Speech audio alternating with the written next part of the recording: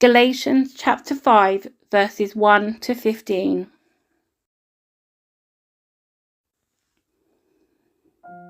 So Christ has truly set us free.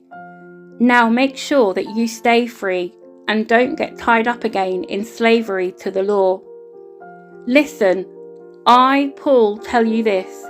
If you are counting on circumcision to make you right with God, then Christ will be of no benefit to you. I'll say it again. If you are trying to find favor with God by being circumcised, you must obey every regulation in the whole law of Moses. For if you are trying to make yourself right with God by keeping the law, you have been cut off from Christ. You have fallen away from God's grace. But we who live by the Spirit eagerly wait to receive by faith the righteousness God has promised to us.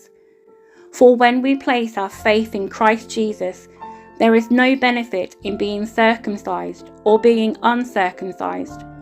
What is important is faith expressing itself in love. You are running the race so well. Who has held you back from following the truth? It certainly isn't God, for He is the one who called you to freedom. This false teaching is like a little yeast that spreads through the whole batch of dough. I am trusting the Lord to keep you from believing false teachings. God will judge that person, whoever he is, who has been confusing you. Dear brothers and sisters, if I were still preaching that you must be circumcised, as some say I do, why am I still being persecuted? If I were no longer preaching salvation through the cross of Christ, no one would be offended. I just wish that those troublemakers who want to mutilate you by circumcision would mutilate themselves. For you have been called to live in freedom, my brothers and sisters.